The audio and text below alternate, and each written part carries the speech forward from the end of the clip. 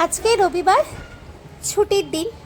তো ভাবলাম আমি যেগুলো নতুন নতুন বাড়িতে যেজন সদস্যকে নিয়ে এসেছি তাদের সাথে তোমাদের পরিচয় করি। আমার কাছে সদস্য বলতে আমার কিন্তু ফুল গাছ।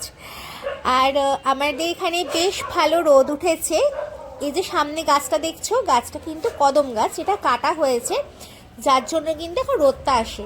কদম গাছে এত বড় বড় কদম ফুল হয়, যখন গাছ ভর্তি ফুল হয় দেখতে খুব সুন্দর লাগে।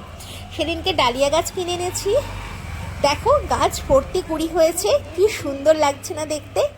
সকালবেলা আমাদের এখানে এক ঝাঁক পায়রা আসে, আর বারান্দায় ভর্তি থাকে পায়রা। কোনোদিন যদি সময় সুযোগ হয় তোমাদের জন্য সেই ভিডিওটাও তুলে রাখবো। তোমরা জানিও তোমাদের কেমন লেগেছে। আমার বেশ ভালো লাগে যখন বিভিন্ন পাখি বা পায়রারা এখানে আসে। আমাদের এখানে প্রচুর পায়রা, জানো, সকালবেলা হলেই তারা চলে আসে, এক ঝাঁক করে বারান্দায় বসে বসে থাকে। কী যে খায় তারা মাটির মধ্যে কে জানে। আর এই যে বেশ কয়েকটা ফুল গাছ দেখছো, এগুলো কিন্তু আমি সেদিনকে কিনে এনে লাগিয়েছি। আর এখানে রয়েছে বেশ কয়েকটা ক্যালেন্ডুলা।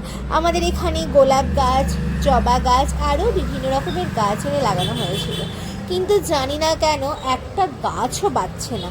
এত সার দেওয়ার পরেও কেন জানি না কিছুতেই আমি গাছগুলোকে বাঁচাতে পারছি না। সব ধরনের যত্ন করা হচ্ছে, দেখি আবার নতুন করে যে টবগুলো খালি আছে সেখানে ভেবেছি এবার এই মাটিগুলোকে আলাদা করে নতুনভাবে মাটি তৈরি করে বেশ কয়েকটা সব গাছে তুলসী চারা লাগাবো। বাড়িতে যেহেতু গোপাল আছে, তাই তুলসী গাছের তুলসী পাতাটা খুব ভীষণভাবে দরকার হয়ে পড়ে। প্রতিদিন তো বাজারে গিয়ে আনা যায় না, তাও চেষ্টা করি নিয়ে আসার। আর এখানে মাধবীলতাটা লাগিয়েছি, আস্তে আস্তে বড় হচ্ছে, দেখতে কিন্তু দারুণ।